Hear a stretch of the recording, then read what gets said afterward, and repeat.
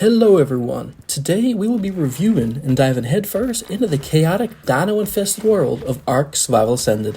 Whether you love it, hate it, or have a complicated relationship with it, this game has a whole lot to talk about. Now the reason you are all probably here is you want to know, is ASA worth it or still worth playing? And the answer to that, I believe, is yes. Let's just get that out of the way now. But let's not just take my word for it. Let me show you. So grab your favorite shoulder pet, and let's get started. Ark Survival Ascended has some truly breathtaking graphics. I mean, look at this place. The environments are so detailed and vibrant, you'd almost forget that you're about to be eaten by a dinosaur. The developers really stepped up their game in making this world feel alive. In the lush jungles, you can see the tree branches shaking with every passing dinosaur, and then in the snowy mountains, you can see the footprints of a recent pack of creatures that came through the area. It is a visual treat.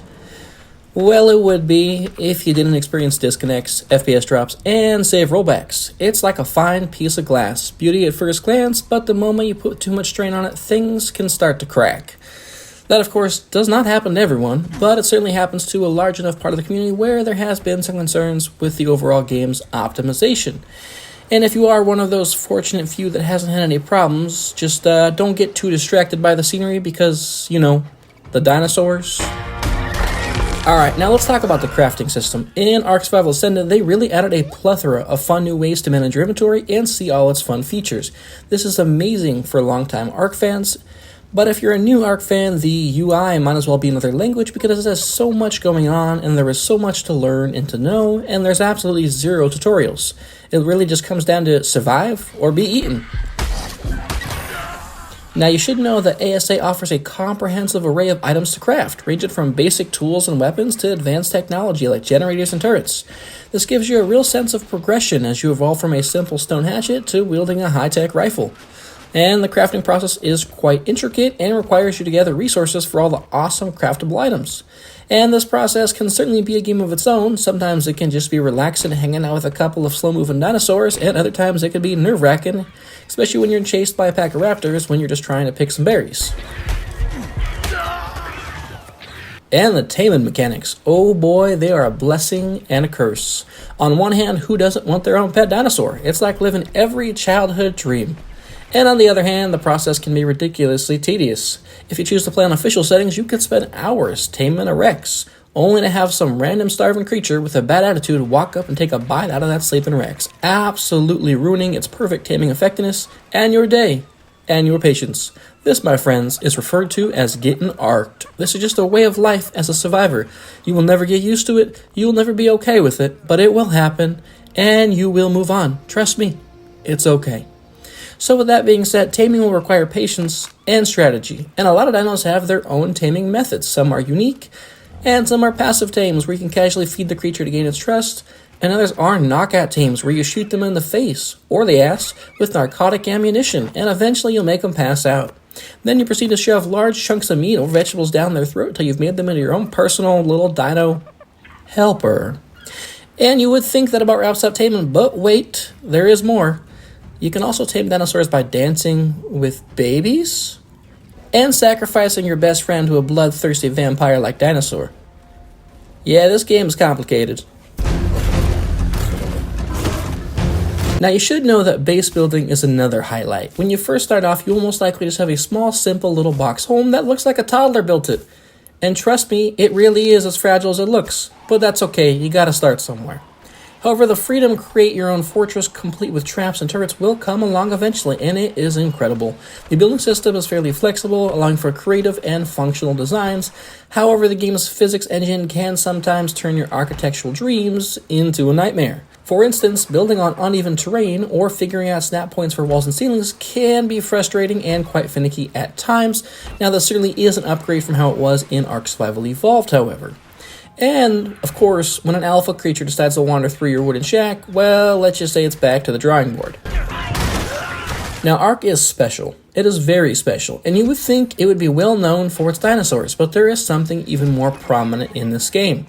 It's got bugs. And no, I do not mean the creepy crawly kind. No, they are here too, but I'm referring to the many bugs and glitches you will experience in this game.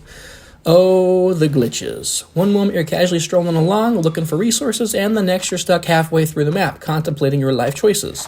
And let's not forget about the screen tearing, rubber banding, lag, so on and so forth. So unless you have a rocket-powered PC that is run by Element and that's provided by NASA, you may struggle to run this game, so just be prepared for some serious latency. Oh, and if you're a console player, basically just know you're going to have to turn off the majority of the cool features if you want a halfway decent performance. So you might experience some weird lighting effects, FPS drops, and of course almost everyone will experience the famous 50-50 glitch. But that's still not to say that the game's not good. Lastly, let's not forget that the game has a habit of crashing, though, at the most inopportune times. Right when you're about to secure that elusive tame or finish a major building project, boom! Back to the drawing board. It is a test of patience, to say the least. That is why the save button is your very best friend. Always save. I mean, like always. Always. Always. Just do it. Trust me, you will thank me later. Now, the AI has been reworked for this remastered game, and the AI in this game is either a genius or a complete idiot, depending on the day. One moment they're outsmarting you, and the next they're running headfirst into a wall. But hey, it keeps things interesting, right? The wildlife behavior is dynamic, with predators hunting prey and environmental factors influencing their actions. This creates a living, breathing ecosystem that's both fascinating and terrifying. And let's talk about the weather. It's dynamic, it's beautiful, and it can and will ruin your day. Nothing like a surprise thunderstorm to muffle the footsteps of an approaching large hungry dinosaur, or a heat wave to make you question whether your decision to wear hide armor while exploring the desert was a good idea. Each biome has its own weather patterns, which not only add to the immersion, but also significantly impact gameplay. For example, rainstorms can cool you down in the jungle, while blizzards in the snow can freeze you to death if you're not prepared. So let's talk about the maps. First, we have the island. It's the OG map, the one that started it all. It's a perfect mix of biomes from dense jungles to icy mountains, and even the famous Herbivore Island. This place is packed with secrets and caves to explore. The island's a great place to get your feet wet or just to get eaten for the first time in Ark. It offers a balanced experience with diverse environments and a rich history embedded in the landscape, encouraging a lot of exploration and discovery.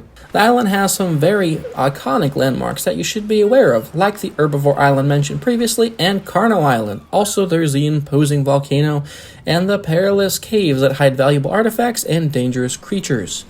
Each area presents its own unique challenges and resources, making picking a base location a strategic decision. The Swamp Cave, for instance, is filled with toxic gas and deadly creatures, but it also holds rare resources and high-level loot. So decisions in this game are a constant high-risk, high-reward calculation that does keep you on your toes. Now, next up we have Scorched Earth, and if you thought the island was tough, try surviving in a desert. Heat stroke, sandstorms, and a serious lack of water are just a few of the challenges you'll face here.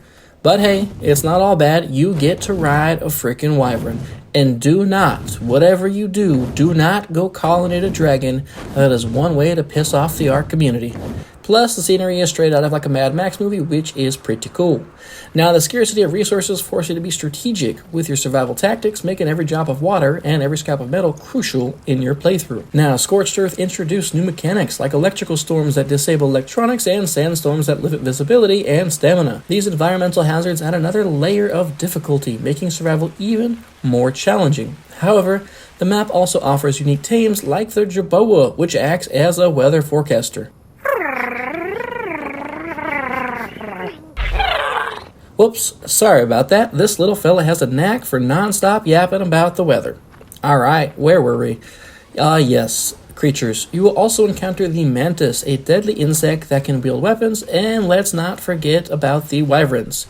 There is nothing like the thrill of your first wyvern egg hunt. It is a very high-risk, high-reward endeavor that can give you one of the most powerful creatures in the game, and it can also leave you dead over and over and over again. The wyverns spit hot fire, deadly lightning, and toxic gas. Oh boy, what a combo that is. Alright, well let's keep things short and sweet, so let's move on over to the center. It is like the island, but a little more mystical. However, it is not an official story map, so you can kiss those sweet experience buff from Explorer Notes goodbye. You are all on your own here. And the creatures are typically going to be a whole lot stronger, a whole lot more often. Now, a certain standout feature here is, of course, the giant-ass floating island in the middle. If you didn't notice it, it's there. and it's quite the sight to behold, and the underground caverns are perfect for those who enjoy a little spelunking. The center offers a unique, challenging landscape with dramatic verticality and complex cave systems, providing a playground for experienced players. Now, there are some notable features here. The center has unique features like a large redwood forest that has quite a bit of verticality, like I mentioned previously.